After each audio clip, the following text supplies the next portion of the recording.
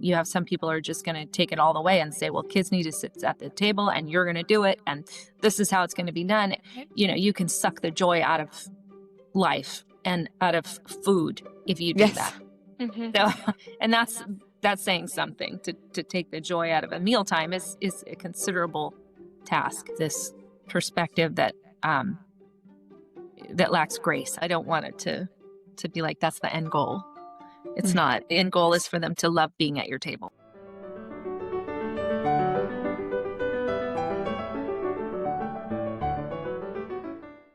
All right. Hello, everyone, and welcome back to the Feminine Glory podcast. I'm one of your hosts, Lydia Edmonds, and I'm joined by my wonderful co-host, Esther Edmonds. Hey, guys. And we have a very special guest on the podcast today, so let's jump right into it.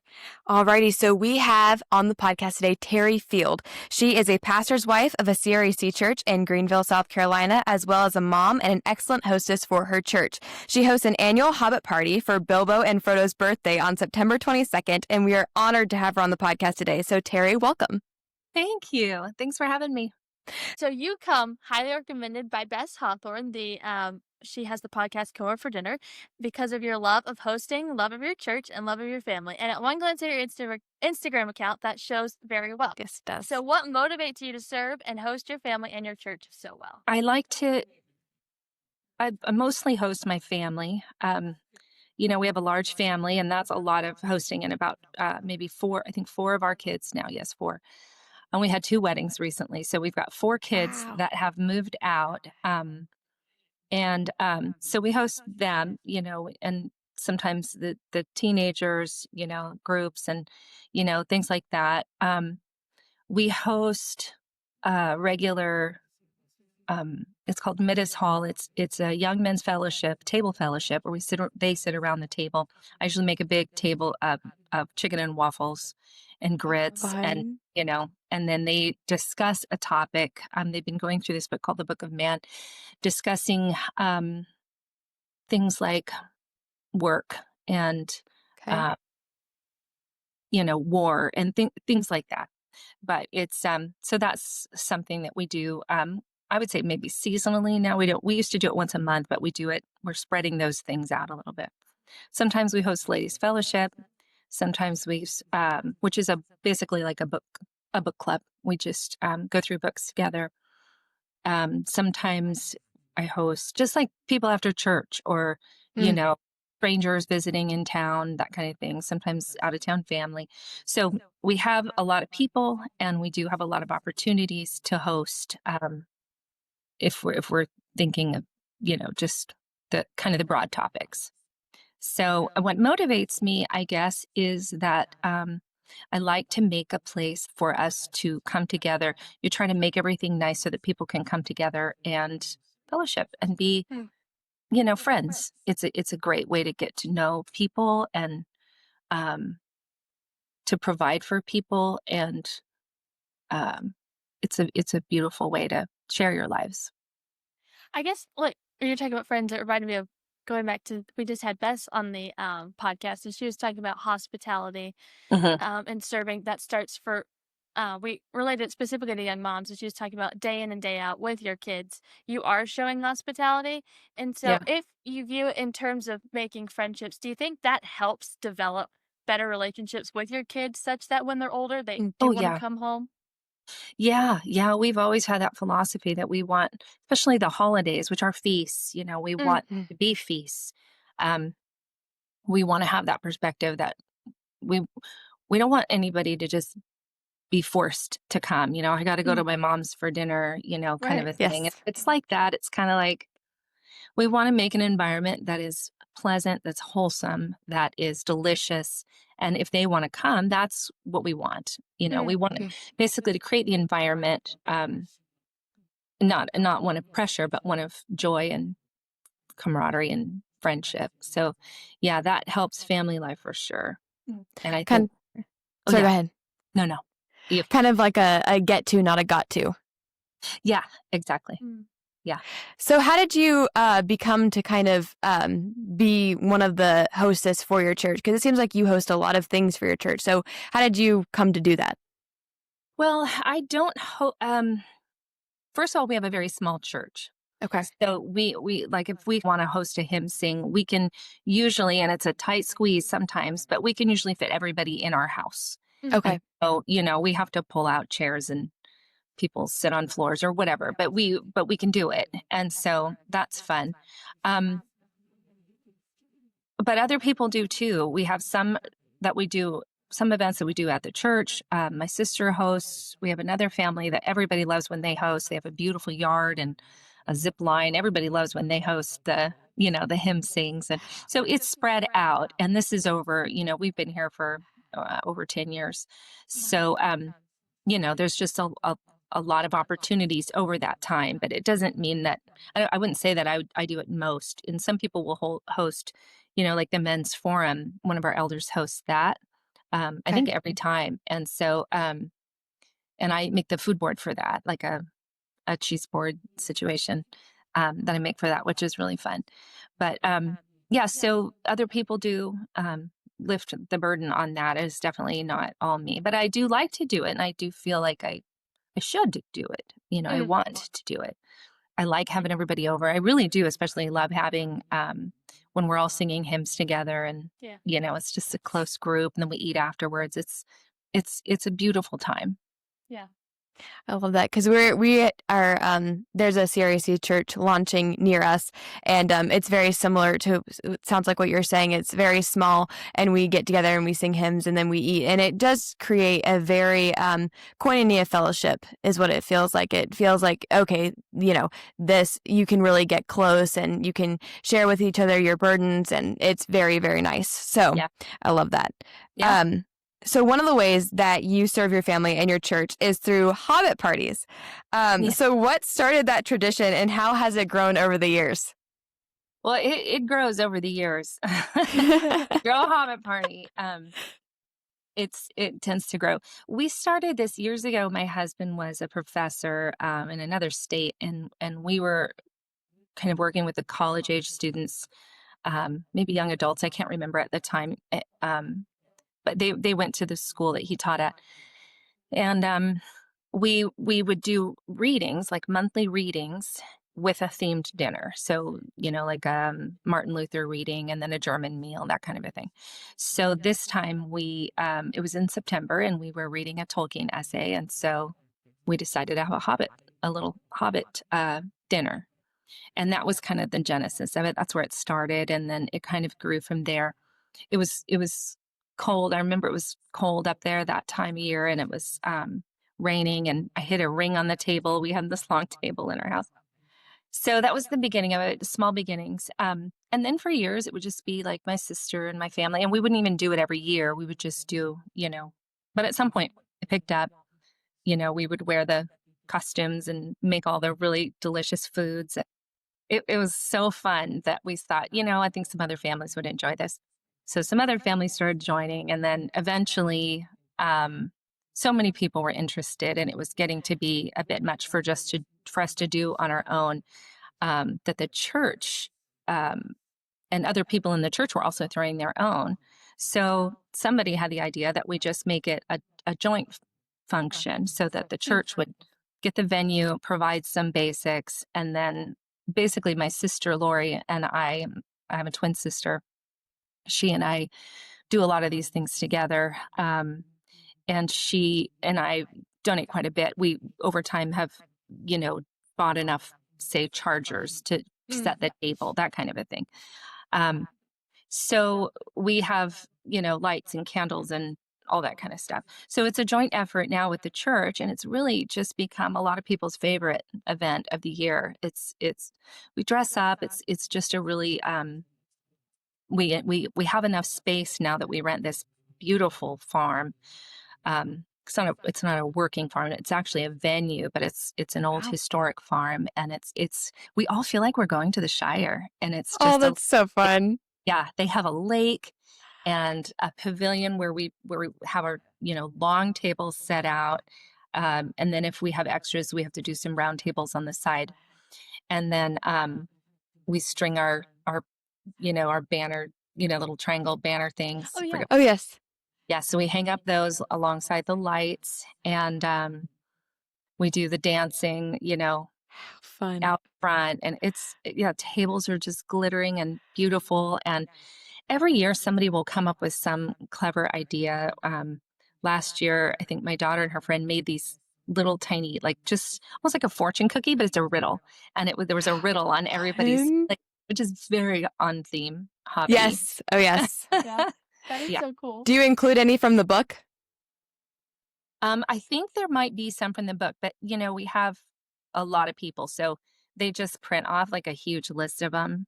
And That's then so it's a good fun. conversation, topic for people at their tables. We do seating charts, the whole thing.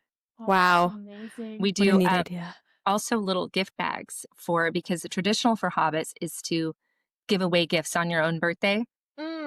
Yes. So we have this stack, or we put them in baskets, and there are different ones for different age groups, boys, girls. The men get like a cigar and a hanky because Bilbo never left the house without a hanky. Oh, I love that. Yeah. And the girls will get like a little mirror or whatever. We'll throw some Oh. for the teens. We'll get, they're like little packages of chemicals. I don't know what, but you throw them in a fire pit and it changes the color of the fire. It's Wow. Okay. into like greens and So that's How a fun. bit of magic. So, and it feels very Gandalfy. We have Yes. actually done fireworks traditionally, but we might not be able to do it this year. We're having some like permit problems. So I think they're trying to, like, the venue is having issues with having to get permits and permissions, and that's just a whole new tier. So we may not do that. We might do sparklers or something, but so that would be a change this year. The other thing we've done that's really fun is the last couple years since we were at this particular venue, they have so much space that we did a kind of a treasure hunt for the kids. So, and they have to fight an orc and Oh my word. yeah, so one of the guys dresses up. It's not like he thought about wearing a mask, but we said, you're going to scare the little one. So we don't do the mask, but somebody will wear a cape and bring a sword, and it's a thing. And then the girls had to put together a flag. And then once the girls brought forth the flag, then they would defeat the orc. And then everybody would get a ring and they would throw it into the fire pit. So that would be the end of it. And then at the end, we give out their little gold bags. And then everybody else's are on the table. So, or we pass them out. We've done it different ways. So, what else? We do, of course, the costumes are always beautiful, just beautiful. The girls are so lovely. And the guys with their sharp vests and their, it's just cute. We sometimes have people dressed in, like a Galadriel costume or a dwarf or a Gandalf or something, which is fun. And what else? We do a whole setup for flower crowns. We have buckets of flowers, and the ladies usually just donate those. Like, we ask everybody, just bring a pack of flowers, take the rubber bands off, take the plastic off, put it in the bucket. And then we just provide a whole bunch of scissors and the wire and the tape. So when the girls arrive, of all ages, all the ladies, all the girls, everybody spends a good amount of time making their flower crowns. And that's really fun. And the boys craft, we do a one for them, and we make swords for them. Oh, that's fun. We do the large paint sticks, and then we get the smaller popsicle sticks and either staple them or glue gun them together. So it makes a nice little wooden sword. And then we have in the past painted them so that they glow in the dark. And then, wow, that's fun. Yeah, it is fun. Sometimes the paint doesn't always take, so we're still figuring things out on that end, but they do glow a little bit. And then we have like different colors of yarn for the different, like Rohan is like a green and a yellow, black and silver for Gondor, and I can't remember a few other combinations. So they can decorate their swords with whatever colors that they want to stand behind. So that's fun. That's great. Yeah. So just some fun little details. It's a night of beauty, a really just a night of rest. We find it to be a very important. It's not just. I mean, some people I'm sure would just. It wouldn't be for everybody, But for us, we do think it's a worthy a worthy cause. Yes. I'm sure Tolkien would appreciate it very much. I'm sure you would have a blast. Yeah, he would, huh? So I do want to go really quick back to the dancing. That has been one thing that we have not incorporated yet, and we're struggling to find how to incorporate that. So how did you guys start? Because along with the dancing, we want it to be kind of like line dancing, and I don't even know where to begin to start prepping for that. So how did you guys get everybody on the same page with the dances? We started practicing at our church on a Friday night.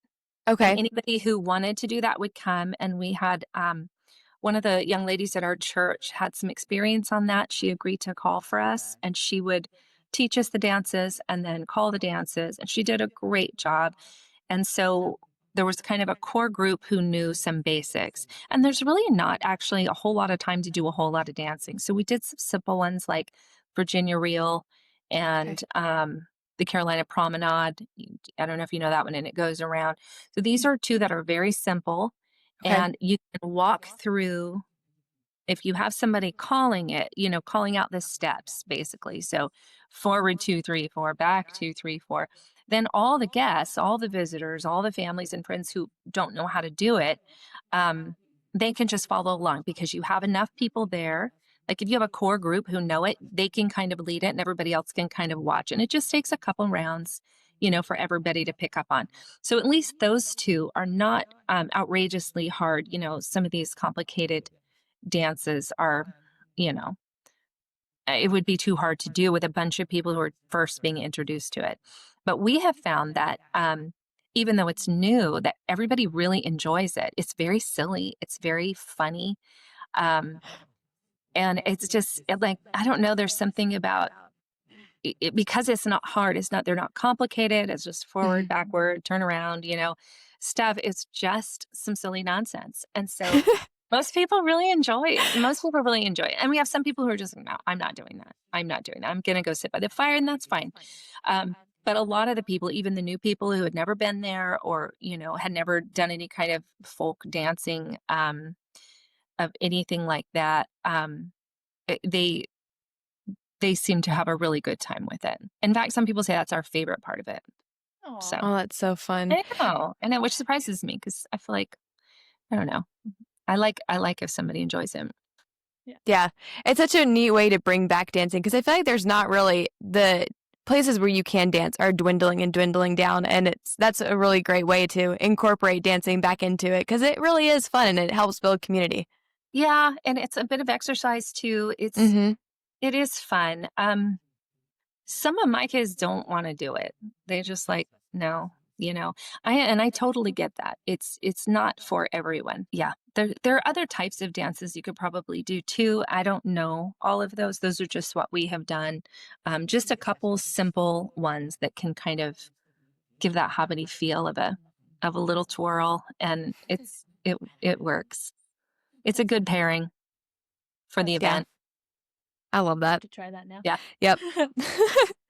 So for people who might think that events like Hobbit parties are just way over the top, like that's too much work or anything like that, could you explain why you think is important to celebrate events such as Hobbit parties? Yeah, I would love to answer that. People like that, maybe it's not for them, that's fine. But like I say, you can look at it as just like a cosplay kind of a party. Some people might do that, and I don't see it that way. We really see it as a night of elevation. It truly is a night of beauty. It's culture building, I would say. We emphasize the virtues and the really deep and beautiful themes that Tolkien was trying to promote. And I think it does, in promoting the book, it promotes the themes that Tolkien loved and promoted himself. So the tables, the dancing, just the lightness of it, and really the beauty of it, the beauty of the rolling green grasses and the beautiful women in their dresses, and the tables that are just shimmering with candles and fairy lights and flowers and just greenery and foliage, and it's not something that you get to do every day. It's something that it's a special event, and it's almost like when you look at the pictures, it's almost like a wedding, but a wedding is focused on two people, and this is just celebrating everyone. And it's that kind of it's a night off. And every year I've had people say, I was having such a hard time in my life. This was so hard. And we just didn't think about it the whole night. We just relaxed and had Oh, such a good time. So I think it's important in those kinds of ways. I do think it's actually a valuable effort. And, some of us work very hard to make it beautiful. We had one where we just didn't our first time when we were at the farm, we had to bring so much stuff there and bring so much back, and we just didn't quite fully plan how hard it was going to be to get everything back in a time uh, frame. So we were exhausted at the end of that night, and we had people who wanted to help, but we didn't even know like how to tell them to divide the things because we had made the gotcha. mistake of putting all of mine and Lori's things, together. So it's like that kind of thing. We realize we have to separate, you do this stretch and I'll do this stretch. And then all of this Mm, goes into Carrie's car and all this goes into Lori's car. And. So as we've gone, we've found out ways to make it less work and more efficient. And, but still we do work hard, and because we do think it's a worthy event. It's a beautiful event. It's a culture building event. mhm. It's an elevated time for us, and it's a good outreach too. It's Yes. there's lots of good, I would say, that's worth it. yeah. I would say. Do you have people often, like, from your church invite people that they know to come to it as well? Yes. Yes, Oh, we encourage That's so that. great. It's a good way for our church, and we don't want to make it. We're never like the hard sell. Like we don't put, you know, Holy Trinity Church on we don't give the hard sell for our church or anything, but we want people to know this is what we're about. We're this kind of a church. We're these kind of a people, and to get to know, just when people invite their family and friends. I love getting to know our people's families or their neighbors or, the guys they do jujitsu with or, whatever. It's a Yeah. it's a nice way to build community within our church, but also outside of our church, to build friendly relationships with other people that are adjacent. Mm. So how many people do you usually get to come to the Hobbit party? Um, I think we're planning between 150 and 200 this year. Wow. That's terrific. I love that because I think that celebration is important, especially for Christians. Like there should be that joy there that Yeah. is like it no matter who you are, it's like even the pagans can look and they're like, oh, that looks like so much fun. You know what I mean? Like I would love to do that. Like these are those type of Christians, like they love to celebrate. They're just so happy and joyful. So I think that's great. Yeah. I think it does promote that kind of joyful vibe. Yeah. Yeah. I love that. Hospitality is viewed from so many different perspectives in this day and age and often goes undefined. How does the Bible define hospitality, and what is our role as women as it relates to that biblical definition? Well, this is a great question because we use the word in different ways. You can, the roots of it, hospitality, the whole hospitality industry, hotels, there's hospitals, there's, the root is stranger love of stranger. We use it now to just almost synonymous with hosting or gathering or parties, dinner parties and the like. That's what hospitality usually means when we say it, like when we use the word. Mhm. I don't think that's our biblical calling. And, Mhm. some people might disagree with that. So I don't think that is, I think it's important. I mean, I do it and I love it. It's wonderful. And there are many great things about it, about building relationships when you can't always build relationships at the last, 5 minutes after church when you get to talk to, people. It's good to have people into your home and host, and that is a part of it, but it's just not all of it. I think biblically speaking, a more accurate conception of what's required of us. Like it's not optional. It's optional to have dinner parties. We just can't even do that at all times in our lives. We can't Yep. do it. and not even like big ones, but even sometimes we're sick or we just can't always do like hospitality in that sense. But in another way, hospitality, biblically speaking, I think, is meeting needs of people. It is hosting the stranger who has no place to go. It is feeding those who are persecuted, helping those who are persecuted. It's a lot of times in the context of persecution. Um, so really, I think it has more to do with meeting the needs of of the saints, and it's very important. It's really important. It's not an optional thing. So when we and so this builds community even more than um, having people over your home, which is reciprocal. And I am not bashing that. I think that's great. Obviously, I love it. Um, but when we're really talking about what is required of us, we are required to meet the needs of our friends. When someone is grieving, you bring them a meal or that kind of a thing. You bring them comfort. You go do their laundry. You um, meal trains, all that kind of a thing, I think is closer to the biblical definition of hospitality than my Instagram account. Yep. So I like doing those things, but when we're talking about, because what I want to avoid is the idea that there is this sort of performative, maybe that's not the right word, but maybe it is almost like, you're displaying your ability to do this or that, Hmm. I don't know that I believe that everyone is required to do that. I don't think everybody is required to make a beautiful table that's set with all the silverware and all the glasses. And you know what I mean? Mm-hmm. Some of that stuff is just, it's beautiful and it's great. And I believe in it. And I can make a case too why an ordered table is a beautiful and good thing.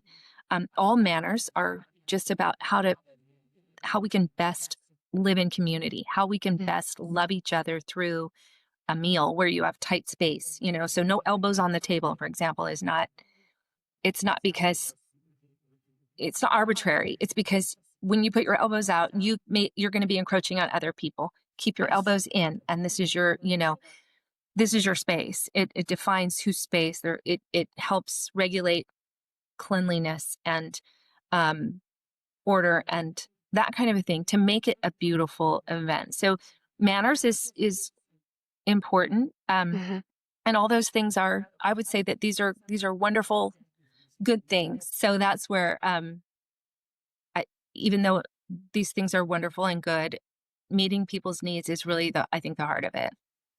It's like I guess esteeming others is more important than yourselves, and like serving and loving them in that way. Yeah. Yeah.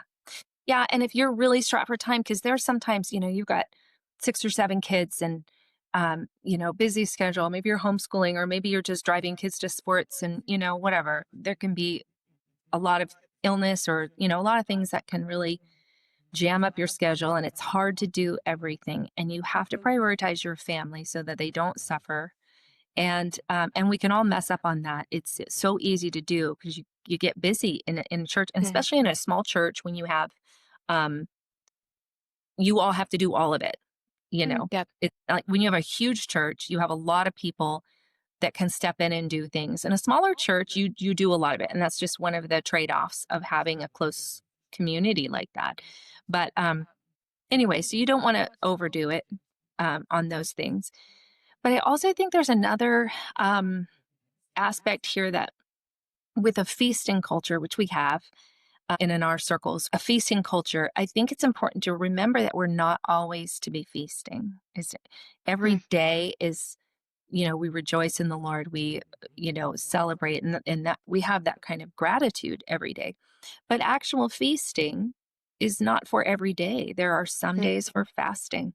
There are some days for, if we're always feasting, when do we contemplate harder things? Yes. So there's a time for all of these things. And so in maybe an example, I have a very close friend who's an Indian woman, and we like to cook together. And she we always cook Indian feasts together. She taught me the secrets of her ways, and we have a great time with that.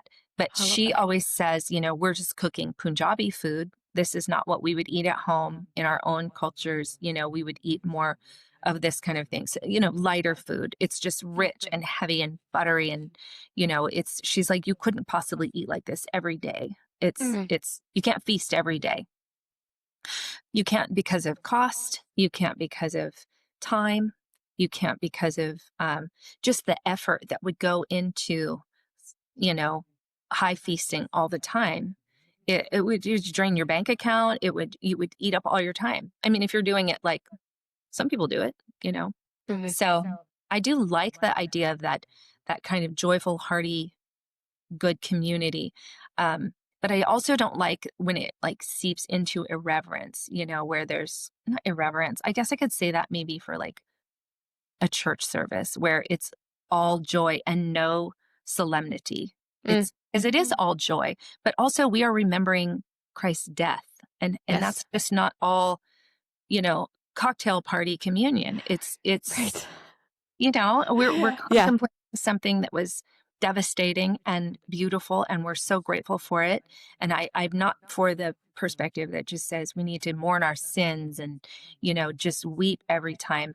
But I'm also not for this perspective where we're just, cheers, Right. Yes. That's not it either. I think it has to be both. Yeah. So you are rejoicing, you're grateful. It is a feast every Sunday. But we also don't want to forget what that feast is, what that feast cost. Yes. Because then it also removes the joy that you receive. Like, because if you feast all the time, then you lose the joy that you feel.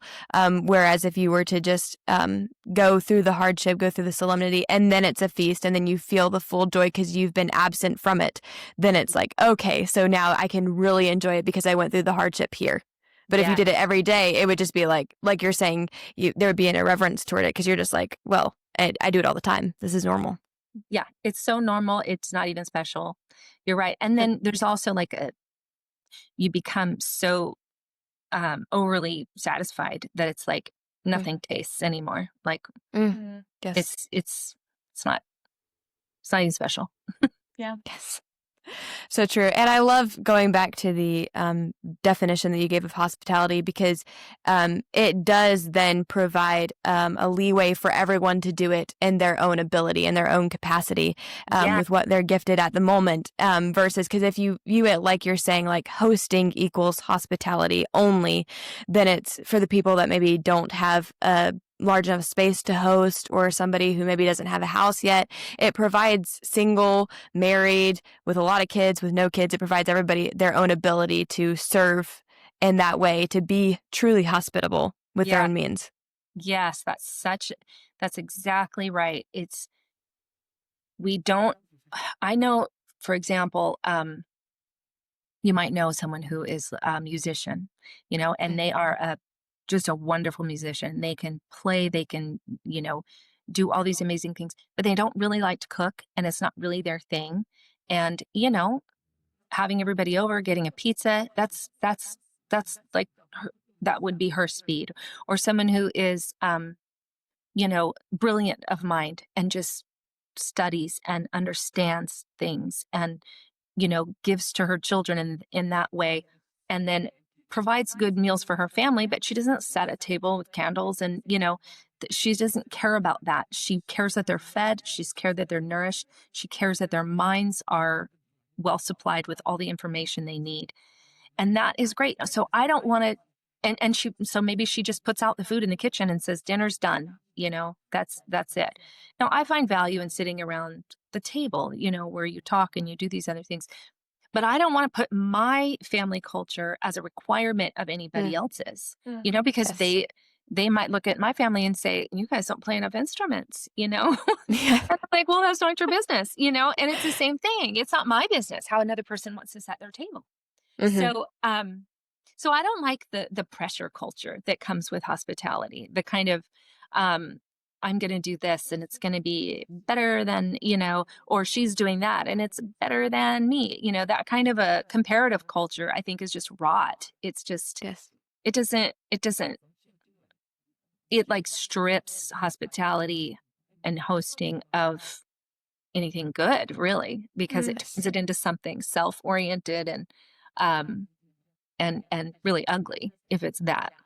So that's not my I want to make sure that even though I post, I would say, oh, I made this pretty table and it looks just right and there's not one thing spilled on it. I'm going to take a picture of it right now, and I'll post it. But I wouldn't want anybody to feel pressured by my Instagram account that, oh, Right. I have to do tables like this, or I have to, I just, I don't know. I like for people to do what they're good at and what they like. But I do think so I don't want to put requirement of beautiful table on there, but I do think that as Christians, it is absolutely necessary that we're cultivating truth, goodness, and beauty, those transcendentals. Mm. And beauty is necessary. Beautiful tables are not necessary. So someone else might get their beauty in another way. Maybe they hike to a vista and see some gorgeous view, and then that's restorative to their soul. And I understand that. That's great. They're pursuing beauty, and because there's I do think there's restorative power there in beauty. It anchors goodness and truth. You can't have those three things separate from one another. So you can't have goodness and truth without beauty. It's just becomes sterile. It becomes, puritanical. It can be harsh. Beauty makes the truth and the goodness appealing, I guess. Well, that's good news for women because a part of our job is to beautify. So that's a crucial part in those three. Yeah, for sure. Because our job is to help make it beautiful. It is, but we can't say that our job is any less to be a pursuer of truth or goodness. Yes. Again, we can't. We have them all three, but yes, you're right that the beautiful one is sometimes seen as the extra. Yes. It's like it's not really necessary, but it is. It really is, and God is a God of beauty, and that is something that He's designed in it. So, and the Puritans can be really bad about that. I always think of the Puritans. Our Ladies Fellowship, we read, it was called A Grief Sanctified. And it was a book comparing Richard Baxter's wife, Margaret, and her death and his writing about her death, and C.S. Lewis's A Grief Observed about his wife's death. And then J.I. Packer came in and sort of made commentary on both, which was really the best part of the book, I thought. But I was absolutely struck, and I don't think I'd ever seen it before reading this book, how tragic Margaret Baxter's life was.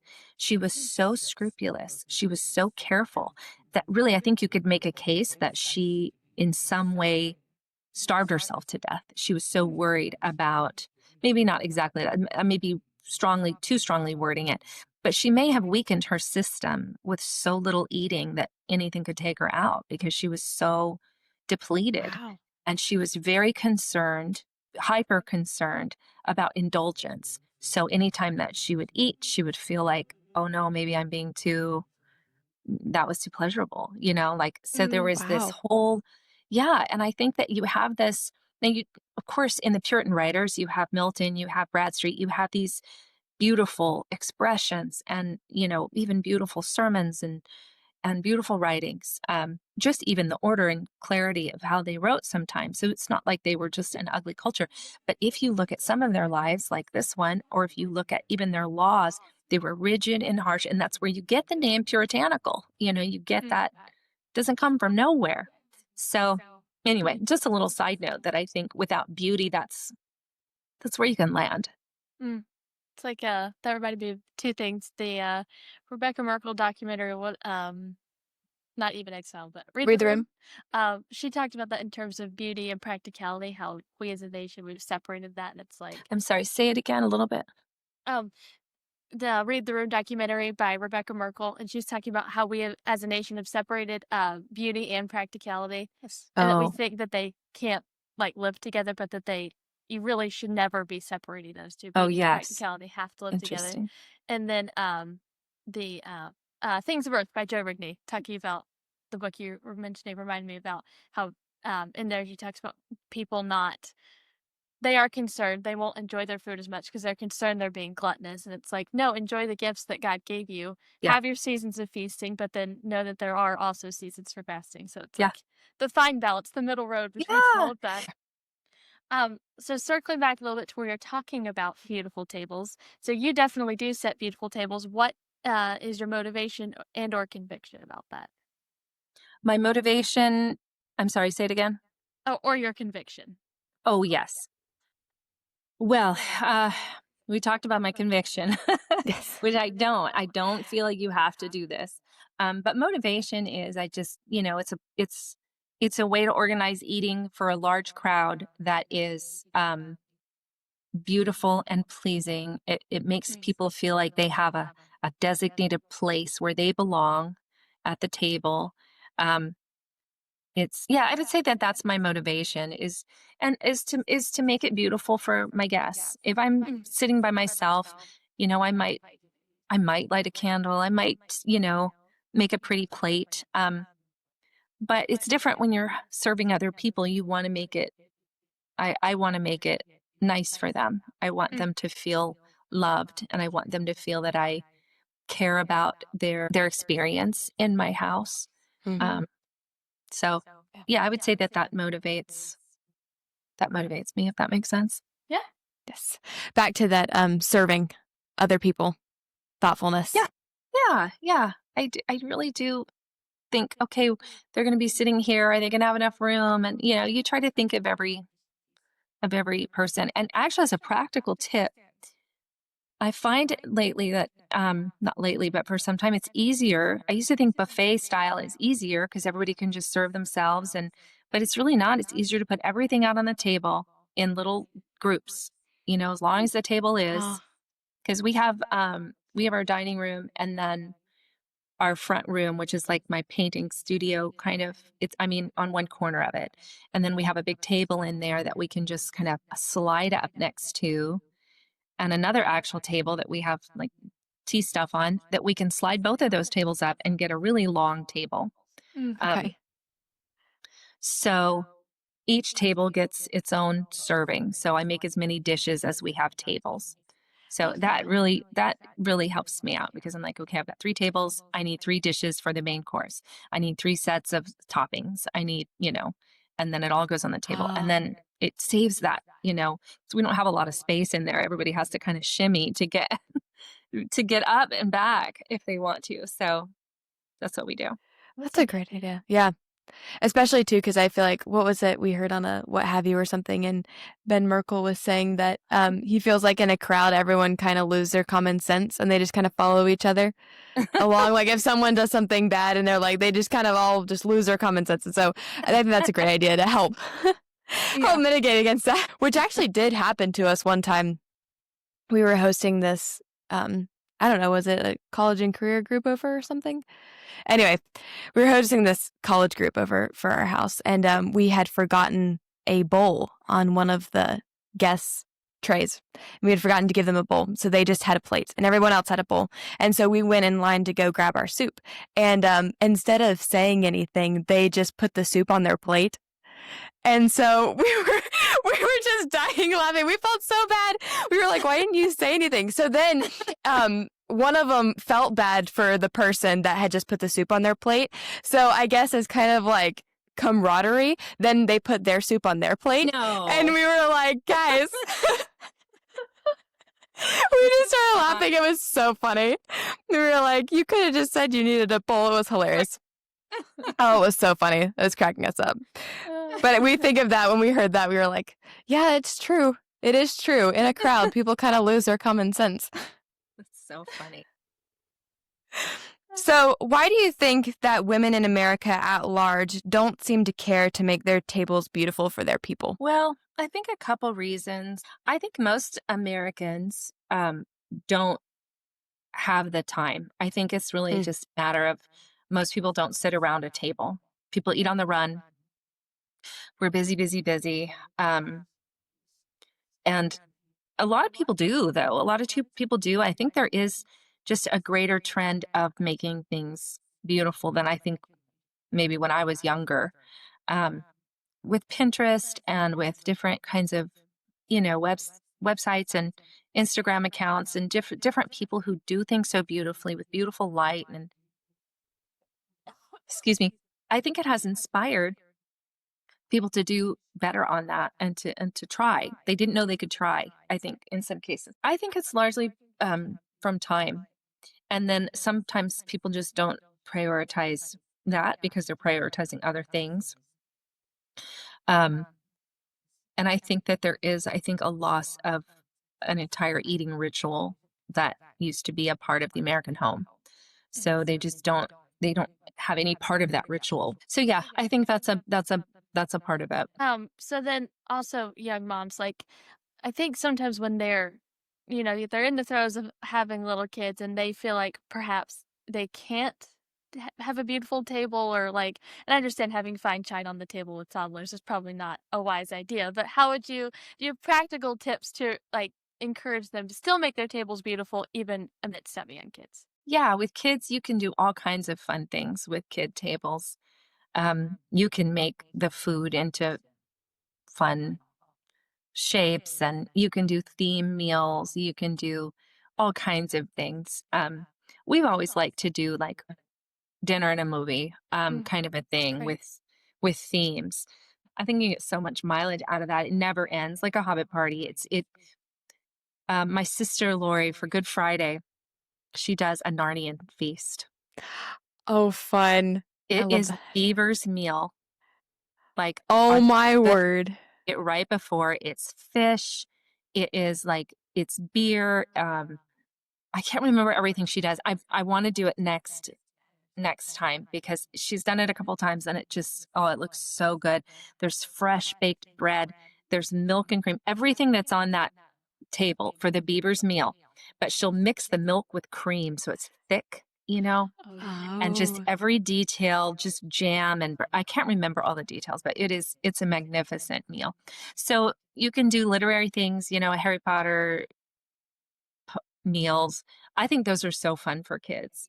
And they are beautiful in their own way, but they're thematic, which makes it involves them in the book, it involves them in and even as adults, our whole family, we went out for Vietnamese food just this few days ago. Went out for Vietnamese food and then all went to my son's house to watch Apocalypse Now, which is a brutal movie, and I'm not saying you should watch it, but it's a Vietnam, war movie. Okay. It's a Gotcha. cinematic masterpiece, but it's certainly not for everyone. But it's even as adults, you can do this kind of themed, you know, meal That's great. situation, and it just always carries. Um, so yeah, other things that the kids can do.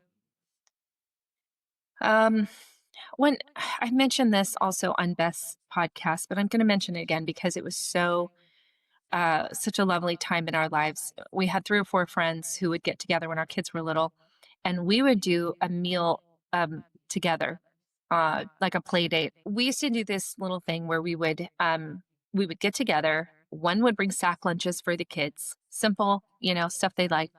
One would make the host would make a fine meal for the girls, and I can't remember. Somebody else would bring dessert, and it was just a beautiful, beautiful time. And we all look back at that as some really precious times in raising our children because the kids would go out and play in the sprinklers and, have lunches, take their sack lunch. They were so excited about it. And then we would sit on the inside and just have a beautiful meal. And we would talk about the kids and how to raise kids and what, theories and how can we help with this and that. And we just hammered through a lot of really good, formative discussion for all of us. It was such a wholesome, good time, and that's what a good, beautiful meal can do. It gives you the Mm. time. It gives you an organized space to open your hearts to one another and help one another. And we really did help one another at that time. It really, in a lot of ways, it was a good way to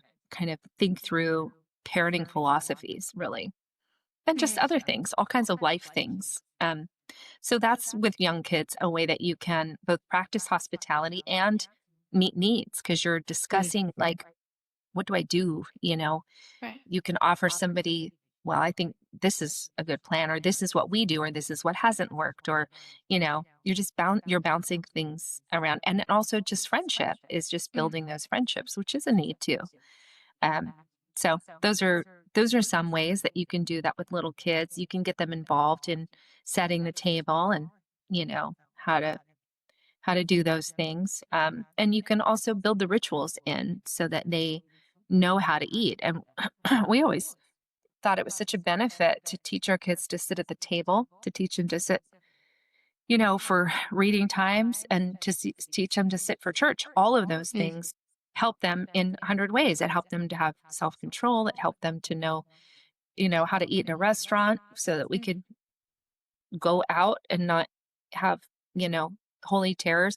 And for years, we would get free food because our kids would be so, sweet at the table. Some of these managers would be so grateful because they didn't see a lot of that, because kids would be Wow. just wild.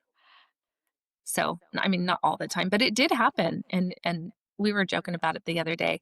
My daughter said, "Hey, how come nobody ever comes to our table anymore and tells us we're doing good?" We are Oh, that's laughing hilarious. What a great testimony, though. So would you say that there's maybe like a correlation between like getting them to sit in church for that period of time, especially with little kids? Did the table helped that? Oh, yeah, they helped each other.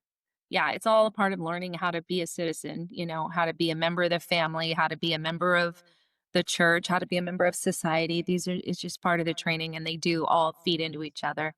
Um, but then, I don't want to be one of those parents to be like, my kid can sit at the table, but yeah, because you smacked him silly, and because you have no grace whatsoever about you. Yes, your child is very good at the table, but you're also a tyrant, so I don't want to hear Right. it.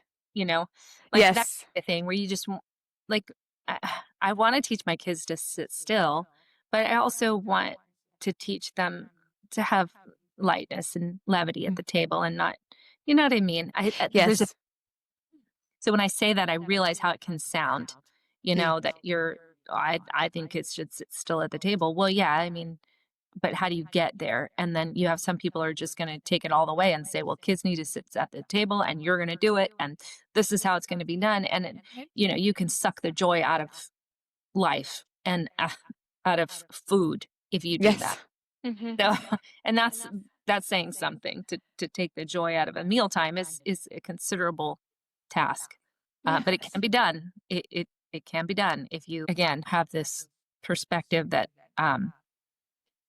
lacks grace, I guess. I have to say that because I feel like I know how that sounds when I talk about this, having them sit still. I don't want it to be like that's the end goal.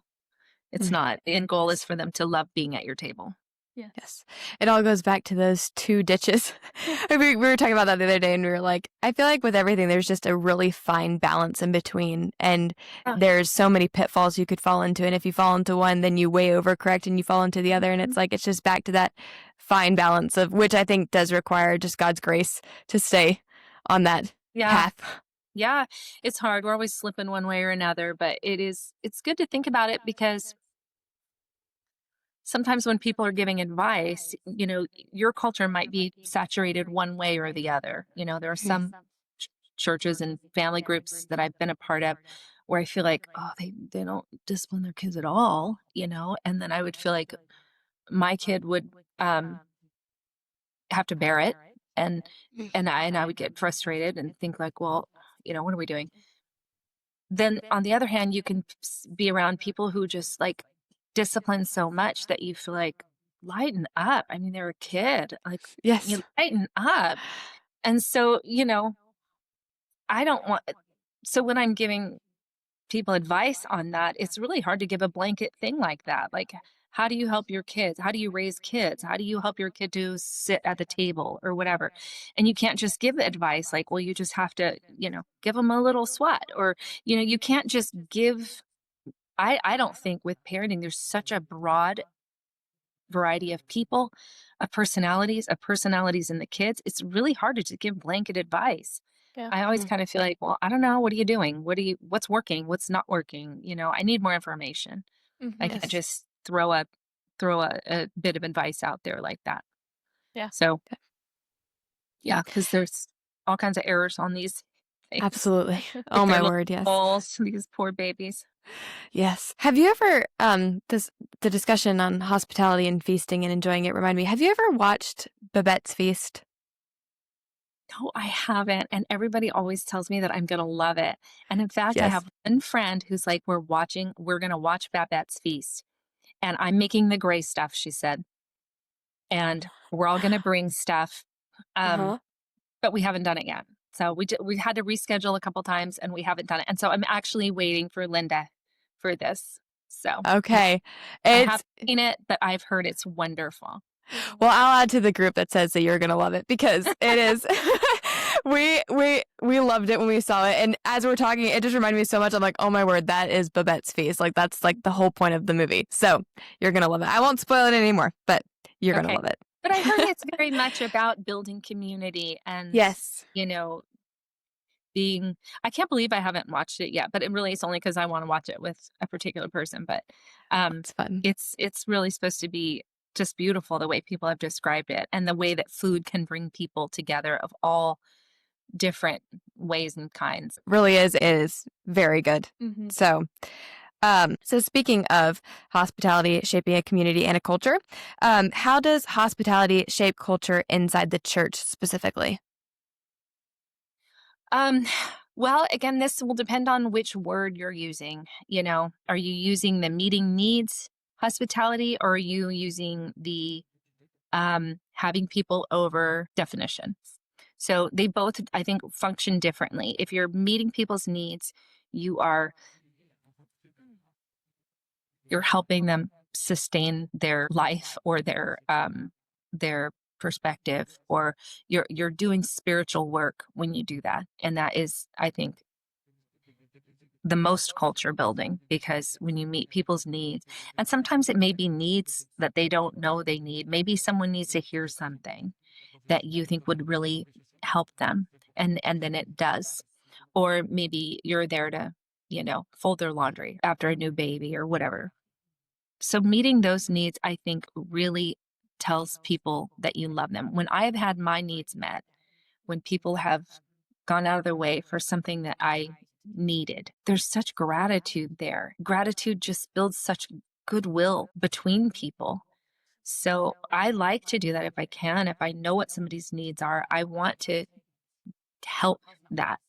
Um, and I do think that builds community in a really authentic, proper, biblical way. But the other way we mean it, which is a perfectly valid use of the word, is having people over. That also builds, very special relationships. It builds a community too of the children, which I think is great because the kids get to know each other and the kids grow up as friends, and so that's good. So yeah, I think in both ways is culture building, and both ways that you use those terms. So, how would you say can people be hospitable as a guest?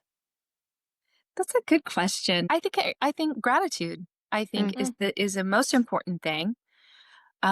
If they have gratitude, you don't do it for the gratitude. You don't host people over so that they'll be so grateful. Right. You do it for other reasons. But if you're going to start feeling like Sisyphus if you have entitled, ungrateful people that you're laboring for, it really will kill it. I mean, Mm.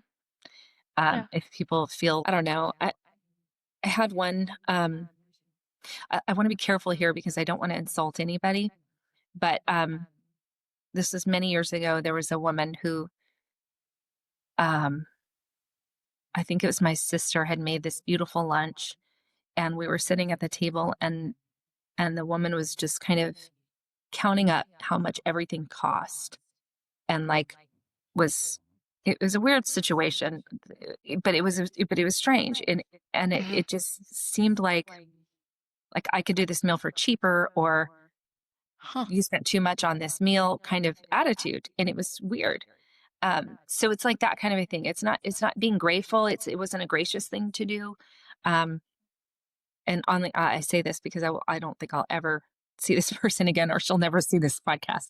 I would never, I wouldn't want to insult anybody, but Yeah. but that to me was like, that just be grateful for what you've been given. It's not it's not your business what that kind of a thing. So Absolutely. being gracious for what they've given you, whether it's a lot or a little, be grateful for it. Um, what else? I think making conversation is a good way to be a good guest, is to really try with conversation. We have a joke around here. We always joke about the introvert, who's like, I'm an introvert, so, okay. Yes. So an extrovert may, take up a little extra time talking, but is that anywhere near as rude as telling somebody your entire presence exhausts me? Yes. Try harder. Right. You can do better. Absolutely. So I think making conversation, there's an art to making conversation. And Yes. we can all make conversation with people that we like or that we get along with, but sometimes there might be people who make you more nervous and it's harder to generate conversation. And sometimes it's just easy to fall back on talking about yourself. Um, so I think it's good to ask questions, to engage. And sometimes that's how you're making conversation, is to show, okay, well, I can relate to this in that way, or so it's not like there's a hard rule there. I would say that's a good thing, I guess, can learn to do, and a host can learn to do, and the host family can learn to do, is to try to make pleasant conversation, and conversation that might entertain the whole table, not one fixated topic. Right. And I do those things. That's how I know, because I'm trying to be nice about those things. But that's a way that you can um, be a good guest. Oh, mind your children. Yes. Mind your children. Mm-hmm. Because sometimes the children will get into all kinds of nonsense while you're talking. Yes. Oh, yes. And they can do it. Mm-hmm. A good one too. Oh, Yeah. yeah. We had a famous story of a kid going up to the bathroom and just like putting toothpaste in contact lens containers and like having a ball, all kinds of Oh, stuff to my play with in word. there. So watch kids. Oh, goodness. Yeah, it's been so many years, but it was a funny story. It wasn't, I wouldn't say it's rude, but anyway, they can just get into trouble, when Yes. they're occupied. So somebody's got to keep an eye on that. Yes. Oh, Um, for sure. yeah, And I think that ties back to like just being grateful as like a parent. It's like you took the time to host us. So if you don't watch the kids, it's like, it almost feels like they're ungrateful because it's like, well, we went to all this trouble to host you. So, the least you could do is keep your kids reined in. It sounds so harsh, but it's like, it is, it seems like it shows some sort of ingratitude to yeah, them yeah, and to the kids, because then it's embarrassing for them. yeah. And my experience is most parents really do try. It's not like Mhm. I think it's more in sometimes larger groups that can happen, because sometimes the dynamic between kids can be a little bit more like wild when there's a Mm. bunch of them. Like you say, just following along, whatever, putting soup on, Yes. you know. So Yes. your kid might know not to ever put soup on a plate, but if somebody else does it, he might think, well, that was kind of fun. So yeah, so that's the thing. I think in a group, it does help in a group context, and I think sometimes that can kind of scare people off from hosting when you're in a group. If Mhm. you worry that you might have some people that just will wander and go, places where they're not invited and that kind of a thing, then that can be an impediment to, fellowship, and sometimes make people feel intimidated about hosting. That it just seems Mm. like overwhelming. Mm. So Yeah, that's something that we can do to make it easier on our um on our hosts, I think. absolutely. So there is an idea going around that women should host, quote unquote, authentically, meaning that they should let people see the real family life and not worry about making the house look picture perfect. Yeah. So do you think that is a needed perspective of hosting, or would that be considered more of the dangerous ditch? I like this question. I think I have mixed feelings about it because I get where it's coming from. It is coming from a place of if you wait until everything is perfect, you're never going to host. And so, there is something to that. And I understand it.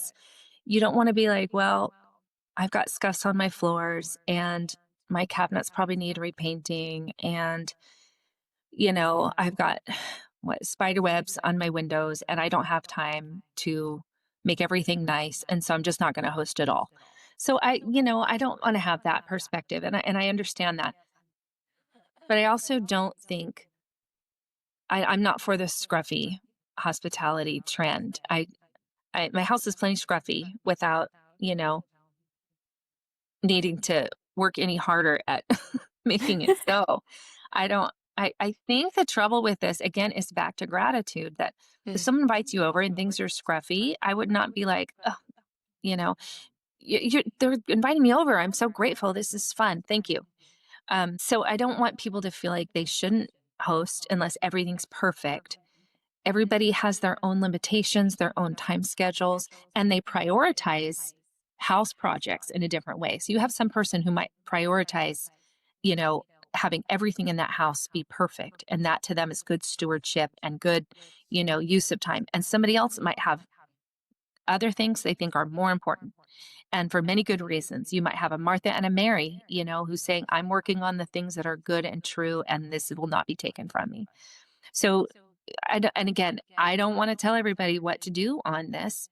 Everybody has their own standards on that. But I will say that you have to have gratitude for whatever somebody offers. And what I really think is the real danger with the scruffy hospitality is this kind of reverse snobbery where they look down on the ones who have set tables and candles, like, Yes. I mean, you're going to make, like if you have a kind of a reverse snobbery there, I think that is ungracious. And, when someone's working hard for you and lighting candles and dripping wax on their tablecloth on your behalf, Mm-hmm. So I think that I wouldn't jump on the trend and say, everybody just come over exactly how the house is. Even if my sister's coming over, I'm like, okay, just give me a few minutes to straighten up. It's like that. Yes. I don't want anybody subjected to my clutter. I don't, if I can help it, and I can't always help it. Sometimes there's clutter that has to be there for whatever reason.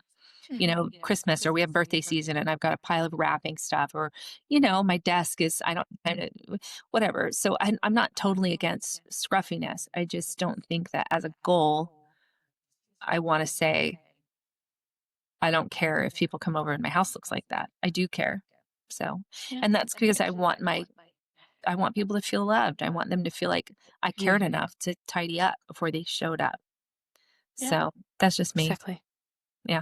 No, I think that's great. That's how we try to do as well, because we view it like you're saying, kind of like you're loving the other person, because it's like I don't want them to come and see my laundry, still piled up high. You know what I mean? It's like if you just give me 5 minutes, text me when you're coming, come whenever you want, but just let me know and I'll get 5 minutes just to clean everything up, and so that way you don't have to see all the mess that goes on around the house. Because I mean, I wouldn't want that if I went to someone else's house. So it's treating others the way you want to be treated. Mm-hmm. Yeah. And it can be uncomfortable too. Sometimes people's clutter is not nice. What would you say are some practical ways for women to begin to learn how to make beautiful tables? Well, if I were a young woman and I wanted to start setting a table and making it nice, I would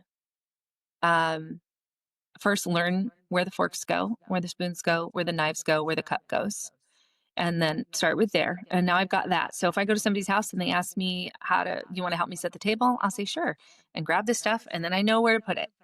That's one way to start. I usually start with either the tablecloth color or the flowers. Okay. Flower colors. Go to Trader Joe's, pick out the flowers you want. That's where you're going to find your best ones. You can also go to a specialty florist for a special event. My sister and I have one that we love out here, just beautiful specimens of everything. And we'll just buy them by the stem to highlight, and then you can do Whole Foods too. But Trader Joe's is a good cheap option that's going to have your most selection. So, so for everyday tables, for like my weekday table, I don't use a charger. I just do.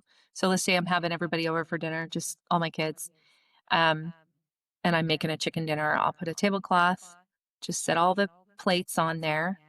Lighting is really important. I would put a dimmer on your dining room wall, like on your dining room light. Okay. So we have a couple lamps in there on the sideboard, which is nice lighting. And then we dim our light, and then we have candlelight.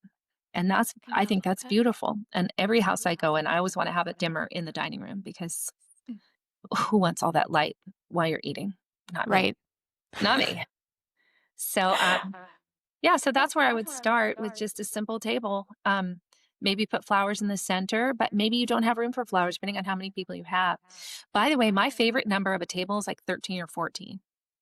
That's my Okay. favorite number. It's still enough where you can just, like, at least on our tables, we can kind of, all sides can still talk, but it's still enough where you can have separate conversations. It's not an overwhelming number. It's a great number. That's my favorite number of table. Baker's dozen. That's right.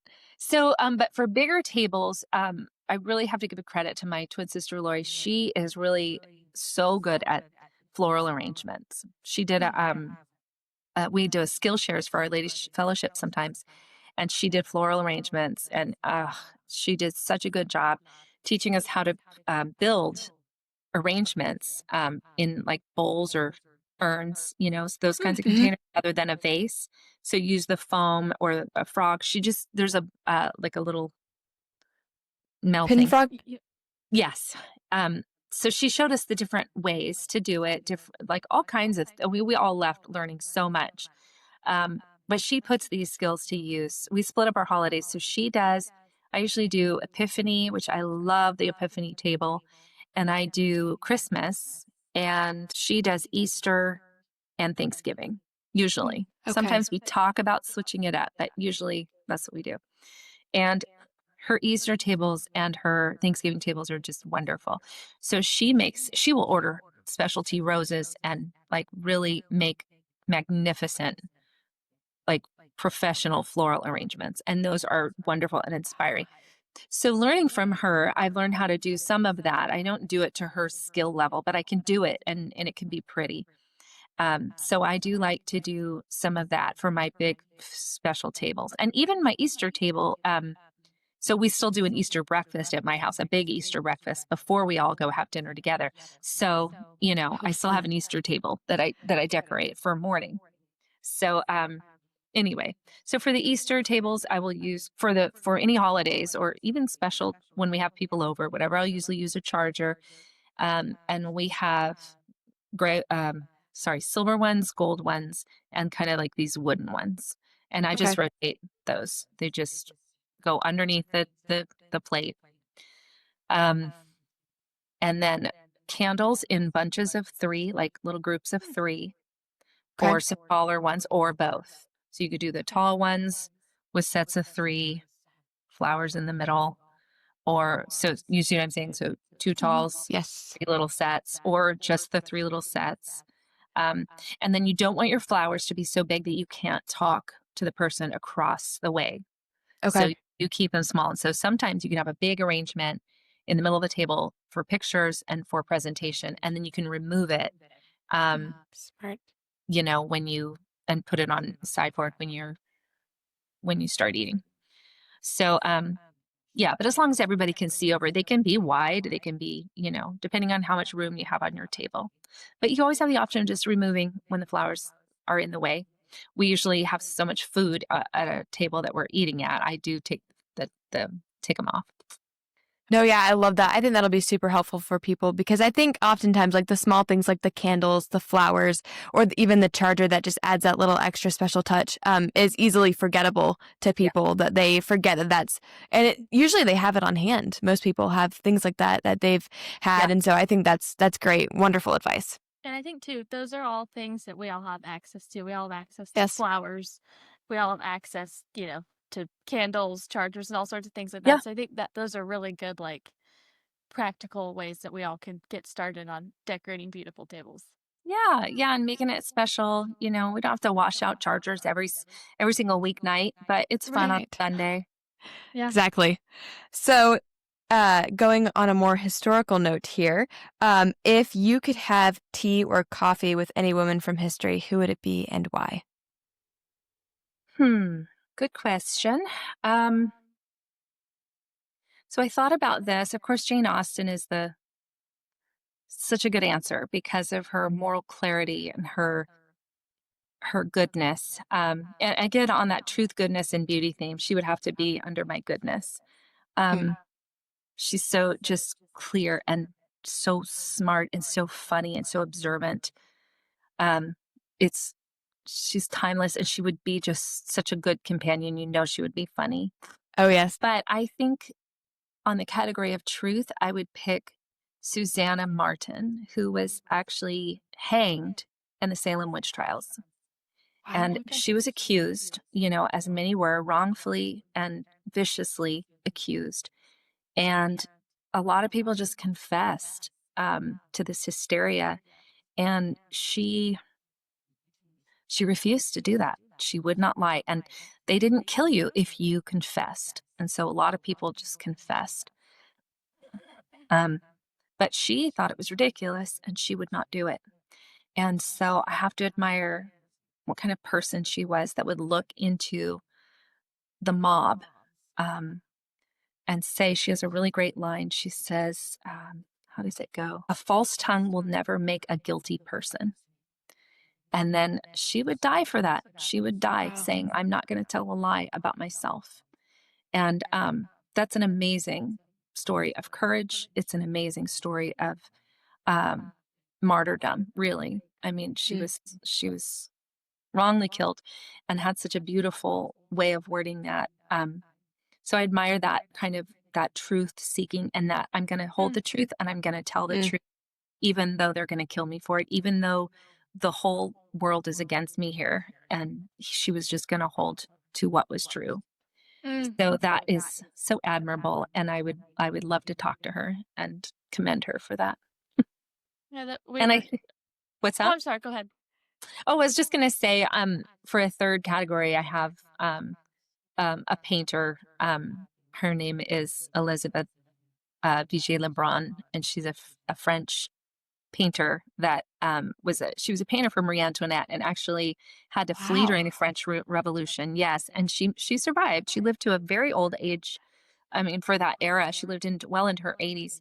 But her work is always fun to see in the museums when I go, because she has a very distinct look, and she went for accuracy in her portraits, but never still wanted to present with grace, not the realism that, you know, showed all the ugly parts, but she still went for a realism. She didn't idealize. So she kind of walked that balance. She's very close with her daughter. And she was a woman who did, you know, amazing painting in a time where not a lot of women did that. So she's fun. I always like seeing her work. And she's not my very favorite painter ever, but she is remarkable. And I always enjoy seeing her beautiful work. And I would love to talk to her and ask her about it, and ask her about her palette, and ask her about her methods and what it was like to be a painter, and about her training and that kind of a thing. That would be fun. That would be a fun 3 conversations for me. Oh, yeah. That sounds like those sound like some hard hitters. That seems like that would be a very good That group. would be a fun afternoon, right? Oh, yes. Oh, yeah. I think we might need to extend it more than just an afternoon. I think that needs to go for like afternoon, evening, maybe next morning. Right. If your life had a soundtrack, what would be one song on it? I don't know how to answer this one. I couldn't think of any soundtrack. I could only think of a few hymns. Okay. One of them is Praise to the Lord the Almighty. Do you know that one? Yes. It's every verse is so good. It's just understanding, just rejoicing in everything that God's doing. Hast thou not seen? All of it. I love that hymn. So it would be that one. And the other one that I've really clung to during very hard times. A couple years ago, I went through this whole cancer battle and chemo and radiation and surgeries and hospital trips. And it was like a year of in and out of the hospital, different side effects and just, life threatening, really, like 3 or 4 times Wow. life threatening. It was treacherous, but, I'm not exaggerating, but, just because some of Mm. these, um, like the infection, for example, I got an infection and that, is going septic, that kind of a thing. So just was a hard, hard time. And the song "Be Still My Soul" was such a comfort to me. It was in every change, he faithful will remain. It was so encouraging to me. So whenever I even hear that song, I can kind of go back to that place, and it's such an encouragement to me. So I would say those are two that I really, some that I cling to. There are others too, but those are probably the top two that I Those are like. both I like those both a lot as Oh, well. yeah. Very Yeah, great. they're so good. Mhm. Yeah, sometimes you just need that reminder, and those songs, the hymns are so good for that. Mhm. Yes, absolutely. So, what is one trend that you just can't get behind and why? Um, that's a hard one. I don't know. I think what I would say, and this is kind of a perspective thing, and I think in our circles, I think there is a trend of being, I want to say too trusting, but it's worse than that. It's a celebrity Christian culture, is Mm. buying into celebrity Christian culture.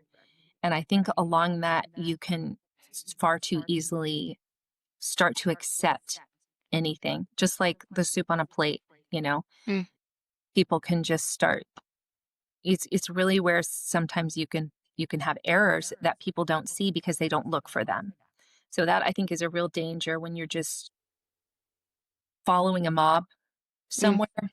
And I think that in our denomination in particular, where there's a lot of podcasts, a lot of ministry kind of oriented um, names, that are making the rounds. And Mhm. I think sometimes people are just so quick to believe anything that is presented. And sometimes you're like, what did you just say? And so I think that that's a real problem, that we have to be vigilant on that, because even Mhm. someone that we really like might err, and we don't want to be ones who just decided to ignore that because they're so funny or because they've helped me so much on such and such. There's a kind of a diligence is required of us as we mature. And I think there's a lot of people maybe moving in from Baptist traditions that don't have um, the same traditions as a, say, more liturgical church, or, some of these things. And I think there is, I might even call it a trend, um, where people, since they haven't been rooted in any kind of older tradition, they just accept everything that is brought in a new tradition that maybe not all of it is good. So it's kind of a, I guess, a resistance against being too enamored of men. Hmm. It's Gotcha. loving, yeah, which I think really is a kind of loving the world too much, you know, Yes. I think. Yeah, instead of judging it against the standard of scripture. Yes. Yes, we judge it against the standard of some men, maybe, or some women, or Mm. whatever. And this is not just in, you know, our kind of broader circles and adjacent circles. This is really it can happen in any organization, or, especially in these in Christian organizations. It can be because, we do have a lot of questions, and sometimes when we get answers, it's tempting to think I can get all my answers there, and Hmm. sometimes it's more of a journey to find our answers, and to learn and to grow in our faith.